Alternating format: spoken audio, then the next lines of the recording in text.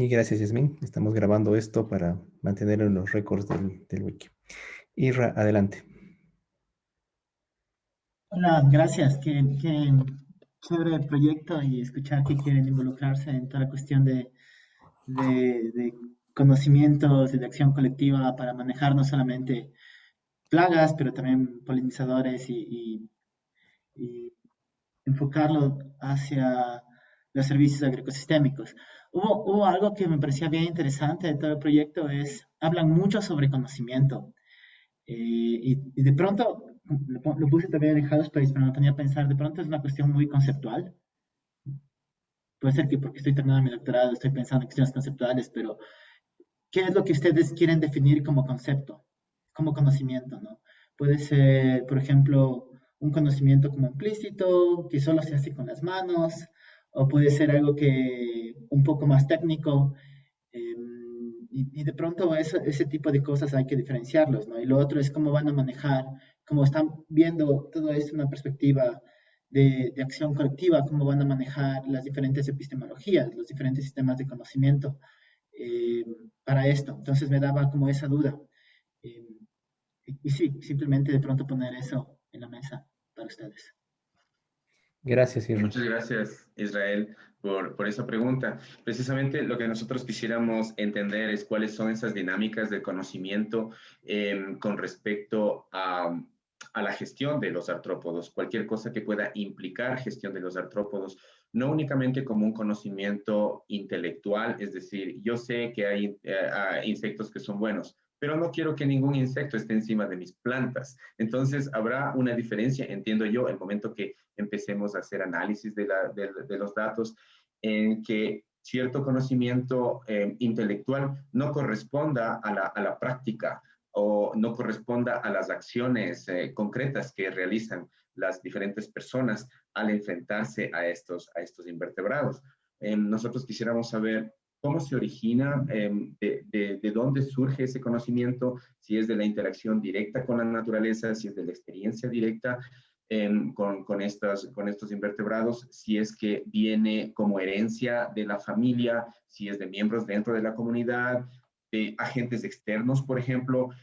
Podría ser que agentes externos nos impulsan a tener una determinada percepción, son los medios de comunicación, son extensionistas, son vendedores, son intermediarios. ¿Cómo es que esa interacción con otros actores da la forma final a nuestro conocimiento intelectual? Y si ese conocimiento intelectual es el que motiva a la acción, a las acciones que se hacen en este encuentro entre el individuo y el artrópodo. Entonces, en este sentido, es como queremos manejarlo. También quisiéramos saber cómo es que, con qué mecanismos es que esas prácticas o ese conocimiento se pereniza en el imaginario de las personas y cómo ese conocimiento se pereniza también en la finca, en la chacra. Cómo esto puede, la chacra finalmente puede llegar a ser un espacio, un entorno de enseñanza, aprendizaje, cuando esas prácticas están plasmadas y permanecen dentro de ese entorno de la chacra. No sé si Israel, estoy entendiendo bien la pregunta y si esta respuesta de alguna manera ilustra lo que tú estabas preguntándonos. Si quieres complementar, Irra. Sí, o sea, es interesante como siempre saber cómo los mecanismos en cómo se disemina la información, ¿no? El conocimiento, puede ser que tengas una información de un técnico, como tú lo dices, hacia los agricultores, eh, pero para mí, y también de pronto es mucho lo que ha mostrado Jeff en sus trabajos pasados, eh, es el hecho de que, por ejemplo, hay cosas que los agricultores observan, que tienen diferentes formas de llamarlo, que experimentan de maneras diferentes, ¿no? Y eso puede ser como qué es lo que veo, pero hay otras cosas que no necesariamente se miden, si uno no es consciente no puede medir, como el hecho de qué se hace con las manos, como el hecho de este conocimiento implícito que pasa de los padres a los hijos, por llamarlo así, ¿no? Eh, o la red de personas que ellos tienen, que también forma parte del conocimiento. Entonces, Simplemente es eh, como motivar de pronto a discutir esto dentro del mismo proyecto para antes de decir vamos a ver qué los agricultores o qué sé yo, los transportistas piensan acerca de este bicho. Es saber o sea, saber más o menos qué tipo de conocimiento estoy tratando de entender. Ujú. ¿no? Ese es un Sí, camino sí, de ida y vuelta ajá. también. Sí, Así es, estamos aprendiendo también nosotros, estamos aprendiendo a entendernos entre nosotros, ¿no? Por ejemplo, muchas veces cuando estamos en el campo, me ha sucedido que un agricultor dice, sí, yo tengo un bicho o hay un mosco que le está atacando a la alfalfa, pero cuando tú desde tu conocimiento técnico vas y ves, es un hongo. Pero la percepción que tiene el agricultor o cualquier otra persona podría ser de que hay un insecto que tiene alas o un gusano que me está perforando la hoja de la alfalfa. Y, y hay esta diferencia de percepción. Entonces, quisiéramos entender de dónde nace esta percepción y estas acciones, ¿no? De pensar que todo lo que se arrastra, camina, vuela, eh, tiene alas, hace daño a mi cultivo o hace daño a mi salud o es una amenaza para la salud dentro de mi hogar, ¿no? Si hay una araña, la araña es mala o la araña es buena. Entonces sí queremos saber qué es lo que hacen las personas al encontrarse con los artrópodos. Dependiendo de qué artrópodo es, y por eso vamos a utilizar estos medios como el iNaturalist para saber cuáles son los que más ocurren dentro de la zona de trabajo. ¿Qué hacen ellos? Los matan, los reubican, los cuidan, ¿qué es lo que hacen cuando los ven o cuando los tienen cerca? Eso es lo que nos estamos preguntando y quisiéramos finalmente encontrar una explicación. gracias, Michael. Y tal vez ahí, Berenice, si te quieres complementar desde tu perspectiva de investigación que tú has planteado, cómo empezar a descubrir estas nuevas formas de ver los artrópodos, su relación con otros actores, lo que tú has empezado a mencionar en tu presentación. Mm, Quiero que estás con el modo silencioso, Sí, no sé si me escuchan. claro y Sí, fuerte. sí, bueno, para complementar un poquito el estudio o sea, lo que habló Michael, nosotros nos referimos al aprendizaje, por ejemplo, hay un aprendizaje ambiental, Ujú. un aprendizaje también didáctico, como le dijo Michael, desde acá muchas personas del INEAP manda extensionistas, entonces el aprendizaje de los agricultores es influenciado también por ellos. También hay un aprendizaje social, en el ámbito del aprendizaje social hay bueno, se pueden dividir en dos. El aprendizaje que es por prestigio y el aprendizaje que es por conformidad. Entonces, cuando un agricultor está en el campo y ve que otro agricultor le dio, digamos, una semilla, le dio buenos rendimientos, entonces él también tiende a hacer las mismas acciones. Entonces, eso puedo complementar. También es muy interesante, como nos comentábamos, a eso de los conocimientos. Yo me voy a enfocar en mi estudio en una pregunta focal que es esa, sobre de quién adquirió su conocimiento sobre lo que sabe hacer con el chocho, el trabajo del chocho. Y eso, no sé si tienen alguna otra pregunta del estudio. Bueno, yo hice unas entrevistas, hice preguntas abiertas en las entrevistas, en donde voy a tomar en cuenta, como lo dijo Michael, qué hacen o cuando ven un artrópodo, qué hacen cuando ven los acopiadores, un insecto, qué ven cuando ven una araña, qué ven los agricultores, qué hacen cuando ven no sé, un insecto en el cultivo, qué hacen los mayoristas, los minoristas. Entonces, aparte de que nosotros vamos en busca, o sea, de todo el ciclo de chocho, vamos a identificar los actores, también queremos saber las acciones y también el conocimiento. Eso. Muchas gracias, Berenice. Es súper interesante el estudio que eventualmente estás haciendo porque va en consonancia con mucho de lo que se ha mencionado esta semana respecto si efectivamente la evidencia cambia comportamiento y lo que eventualmente planteó Carlos Barahona sobre las narrativas, ¿no?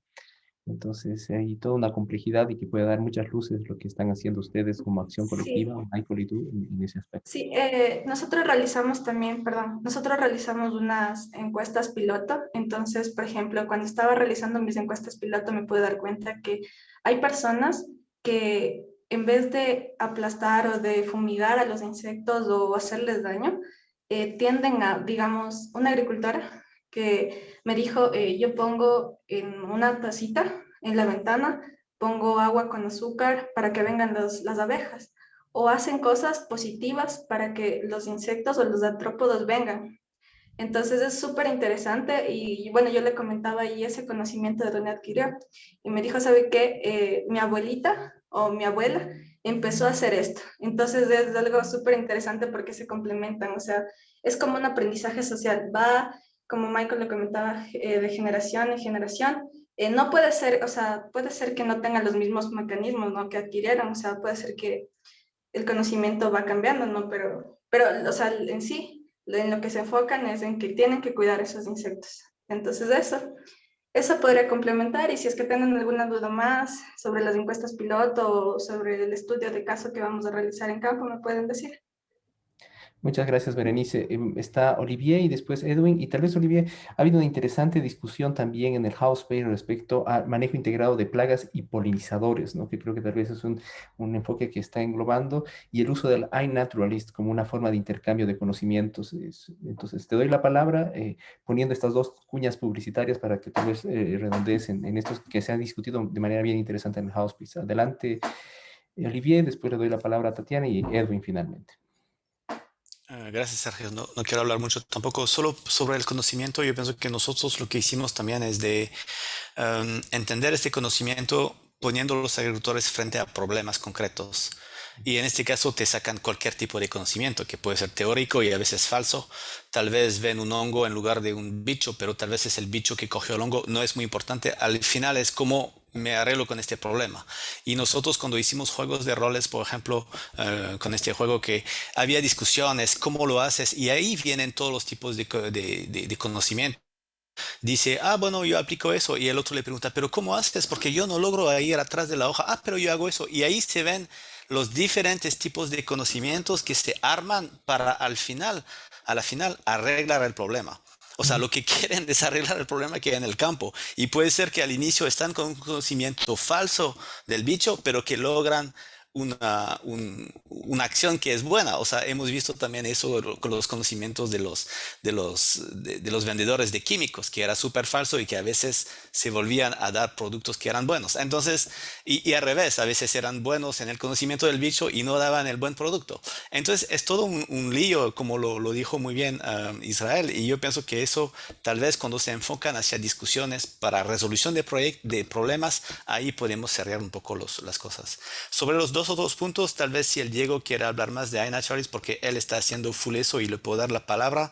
Y sobre el MIP, sí es verdad, o tal vez no es bueno de tener dos P porque no se oía el segundo P de polinizador. También Raúl decía que no hay que olvidar los otros insectos positivos, y eso estoy de acuerdo. Es verdad que hay como un boom sobre los polinizadores en este tiempo. O sea, hubo un día del polinizador hace un mes en Ecuador y en todo el mundo, donde se habló un montón de los insectos a través de los polinizadores, porque son los más visibles. Lamentablemente, las avispas que matan a los bichos, que estas no son visibles ni para los agricultores ni para el mundo entero. Entonces nosotros apostamos a los polinizadores como un poco unos embajadores de los insectos buenos, entre comillas, pero hay varios otros que están atrás de eso. Pero la apuesta del proyecto, y el próximo año queremos justamente hacer un día especial sobre los polinizadores a través del proyecto, y tal vez de iNaturalist, tal vez hacer un día de los polinizadores, y de ahí trabajar con los campesinos y un montón de gente para que identificar más estas polinizadores, porque hay un montón de diversidad y no les conocemos tampoco. Entonces era sobre eso de los polinizadores. No sé si Diego, antes de pasar las palabras a los otros, ¿quieres añadir algo sobre iNaturalist? Que hubo interés en el chat. Sí, adelante, Diego, después Sí, Tatiana, después a Edwin. Adelante, Diego, brevemente. sí, estaba intentando seguir en el host space a Steve, porque el Steve está súper interesado en esto. Le estaba respondiendo ahí, no sé si es necesario ahondar, pero si no, ya le respondí ahí. Había unos dos artículos que justo me estaban recordando justo el concepto de MIP y de JIB y todos estos conceptos, ya le puse ahí. Y también lo de iNaturalist, estábamos respondiéndole ahí al Steve, pero no sé si Steve tiene alguna duda más por ese lado. Sí, eventualmente es como más bien una breve síntesis para todos los demás que no han tenido chance de leer el Nine Naturalist, digo, de leer el House Space, ¿no? Workspace. Ujú. Ya, Sí, lo sí, que nos bueno, preguntaba el Steve, o quieres decir, es sobre el hecho que podemos colectar los datos, analizar los datos. Es verdad que nosotros lo usamos mucho como una manera colaborativa de decir qué insecto es, porque no hay mucho conocimiento sobre esos insectos.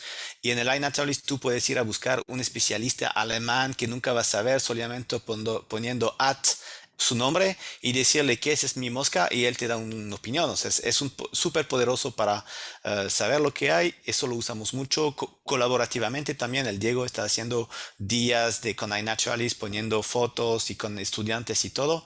No lo hemos usado como dijo como sugiero el Steve, sobre más análisis de datos, de dónde están los bichos y todo, porque yo pienso que hay un sesgo bastante fuerte dependiendo de quién lo usa y quién lo ve. Pero puede ser una posibilidad también para una segunda fase, porque como lo dijo Diego, podemos sacar en CSV todos los datos que hay en nuestro proyecto. Gracias. Genial. Tatiana, te doy el chance entonces y después Edwin con la pregunta. Adelante, Tatiana. No, era un poco lo que dijo Olivia en el instante, más, o sea, con la cuestión del conocimiento más que la identificación o de relacionarlo a una función, por ejemplo, que me hace daño, ¿no? Es más orientado a la acción, como el conocimiento más allá de saber si conoce el bicho o lo identifica, más es el conocimiento como de, digamos, de todo lo que está alrededor del insecto. Era eso nomás, pero ya lo había dicho Olivia. Muchísimas gracias, Tatiana. Edwin, gracias por la paciencia. Adelante. Muchas gracias y felicidades al equipo que está organizando bastante bien con las preguntas y también con los, ¿no? Los pilares que han mencionado. Me quedó un poco la intriga de respecto a la perpetualidad del conocimiento que se puede buscar, ¿no? Nosotros como UNSA hay un proyecto que está ejecutándose en cercanías del lago justamente con Tarwi. Y dentro de los trabajos que están realizando, me llamó la atención de que hace 10 años justamente se realizó un trabajo de verificar cómo pueden hacer el control de algunas plagas, manejo de cultivos, etcétera. Asesoramiento, capacitación, apoyo de la alcaldía, todo eso, ¿no? El proyecto, como saben bien, dura un corto tiempo, pero después volvemos este año y vemos que todo lo que habíamos o se había en esa época implementado fue autoadaptado por los mismos productores en sus conocimientos y adecuado a sus condiciones, ¿no? Me parece muy interesante el tema de que podría ser la incorporación tecnológica para perpetuar también conocimiento, porque hay migración, eventos de migración, eventos climáticos que está haciendo aparecer nuevos tipos o mayor potencialidad de daño de algunas plagas que los mismos productores hoy en día no pueden enfrentar. Y me llamaba la atención justamente cómo podríamos encontrar esa perpetualidad del conocimiento, o tal vez me equivoco. Gracias. Muchas gracias por esa Adelante. pregunta. Y precisamente es eso lo que nosotros estamos buscando. ¿Qué elementos son los que garantizan la perpetuidad de ese conocimiento, tanto el conocimiento intelectual como un conocimiento aplicado a la práctica? Entonces, nosotros quisiéramos saber si, ¿por qué una acción repetida como es la aplicación de pesticidas, ¿a qué factor responde? ¿Es a la insistencia del vendedor, tal vez es a la presencia que el vendedor tiene en las fincas de los agricultores, es al crédito, es a qué? ¿Cómo se construye esa confianza? Precisamente una de las preguntas que nos había contribuido Paolo Campos cuando diseñaba el método que vamos a utilizar en esta sección es ¿qué elementos construyen la confianza de esas personas para adoptar una recomendación? ¿De quién adoptan la recomendación? ¿En quién confían las personas para poder realizar una determinada práctica? ¿Y cómo se va a ir perpetuando? Es decir, ¿cómo se va quedando esa práctica? ¿Por qué durante años se sigue haciendo lo mismo? ¿Por qué una percepción negativa con respecto a los insectos que se arrastran o que vuelan permanece? Está apoyada por qué tipo de elementos comunicativos, por ejemplo. qué mensajes desde los medios de comunicación coadyuvan para que se perpetúe este conocimiento. Entonces, no es una respuesta de sí o no, sino es a través de las narrativas que nosotros vamos a poder de alguna manera encontrar una respuesta, y eso seguramente nos va a ayudar para establecer estrategias de lo que se conoce como extensión agrícola, por ejemplo, o de alfabetización entomológica. ¿Con qué medios esos que se perpetúan con los químicos, por ejemplo, esos conocimientos que se perpetúan alrededor del uso de químicos, con qué elementos logran perpetuarse? Ya quisiéramos saber cuáles son para nosotros aplicarlos, en cambio, desde el lado, desde el enfoque de la agroecología. Gracias, Michael. Tenemos entonces a Pedro y después a Wilfredo pidiendo la palabra. Adelante, Pedro. Gracias a todo el equipo por la buena presentación. Yo solamente quería hacer una propuesta en el sentido de que esta discusión sobre temas alrededor de los alimentos, de las plagas, de las enfermedades, fueron muy estudiada en los años 80, 90 y muy ligado a las cuestiones del rol de los cientistas sociales en la investigación. Y en ese sentido tenemos, digamos, un privilegio de tener a Jeff Bentley con nosotros, que ha sido autor de tantos y numerosos artículos alrededor del conocimiento campesino, y quizás, digamos, pienso que en este concierto obviamente sería interesante tenerlo. También Steve Sherwood trabajó mucho el tema de conocimientos campesinos en su época, publicaron juntos, y creo que sería simpático si Jeff podría dar, no sé, su perspectiva, digamos, en este interesante trabajo. Gracias, Pedro. Tal vez después de Wilfredo, en vez, damos chance tal vez a hacer unos comentarios a Jeff, ¿no? Adelante, Wilfredo. Ok, gracias, Sergio. También quiero felicitar al grupo que nos compartieron el seminario, muy ilustrativo, muy importante. Quería comentar respecto a lo que dijo este último Michael Ayala, a qué obedece esa apropiación de los agroquímicos, del uso de agroquímicos. En el caso, en la experiencia boliviana relacionada a la quinoa, hemos podido observar que lo que espera el agricultor es un producto o un bioinsumo orgánico que sea más efectivo que el agroquímico, o sea, que tenga un efecto que voltee la plaga, que lo mate a la plaga, y inclusive que el producto orgánico sea más económico en relación al beneficio-costo que el mismo agroquímico. Entonces, las exigencias son muy fuertes. Y eso lleva, digamos, a que se tiene que trabajar fuertemente, digamos, en el rol de estos productos. Si bien los agroquímicos tienen un rol, digamos, insecticidas curativos, de control, de volteo de plaga, y mientras que en el caso de los bioinsumos son aplicaciones preventivas y a los primeros estadios de las larvas de los insectos. Entonces, para nosotros ha sido muy sorprendente de que los agricultores, digamos, a pesar de los esfuerzos que se está haciendo para promover el uso de bioinsecticidas, entonces todavía en la lógica está de que ellos esperan que sea un producto orgánico más eficiente que el químico. ¿Y por qué? Ellos en el sur ya tienen calendarizado la aplicación de los productos, y al estar calendarizado aplican un producto y en determinado tiempo vuelven para poder seguir las labores, y cuando se aplica un producto orgánico no les cumple a su expectativa la eficiencia en el control. Entonces eso serían, digamos, como unos elementos que debemos considerar, no sé cuál es la situación en Ecuador, pero para poder, digamos, ir trabajando esos elementos de perpetuidad del uso de un determinado o no producto. Gracias, Sergio. Gracias, Wilfredo, que es súper interesante el matiz que tú das, porque es interesante resolver problemas. Uno a veces es un costo-beneficio, cosa muy práctica que no necesariamente hace que con mayor información va a cambiar la decisión eventualmente, que puede ser interesante. Quisiera dar la palabra entonces a Jeff, a partir de una invitación de Pedro a recordar todo este trabajo que se ha hecho hace unos 20 o 25 años, no voy a decir 30 tal vez, Jeff, respecto a... pero sí creo que es hace ya hay todo un aporte valioso sobre el conocimiento campesino y cómo dialoga con el conocimiento científico en torno a plagas y enfermedades. Entonces, hay tal vez un contexto interesante que podrías aportar, Jeff, y una perspectiva, una mirada histórica a lo que está efectivamente haciendo en este momento el proyecto Amigo. Adelante, Jeff. Ya. Bueno, gracias. Bueno, primero me parece un estudio muy interesante, ¿no?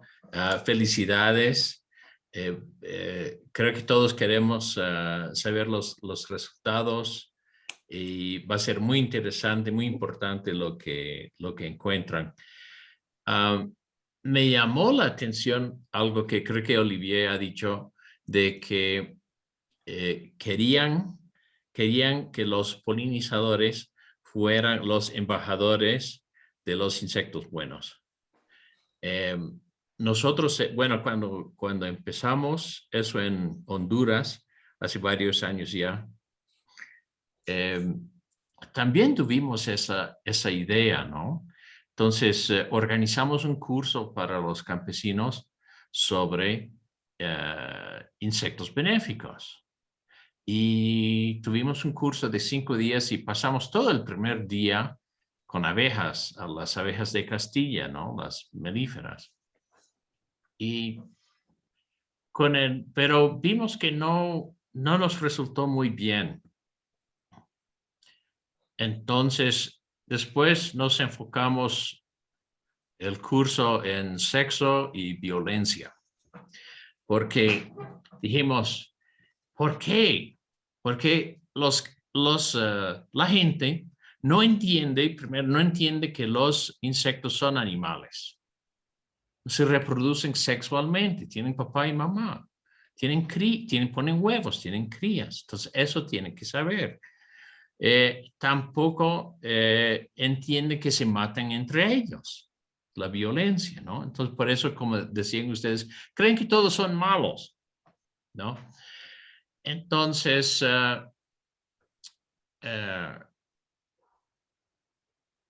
una cosa que hemos visto es que a través de los años se han ido también encontrando en diferentes lugares la misma historia, que la gente no entiende que los insectos son animales, no entienden que nacen y mueren, no entienden que se matan entre ellos, ¿no? Entonces, creo que sí es cierto que las abejas de miel son embajadores y todo eso. Creo que también podríamos abrir el tema a otros insectos como las avispas, ¿no? Las avispas véspidas, ¿no? Los parasitoides.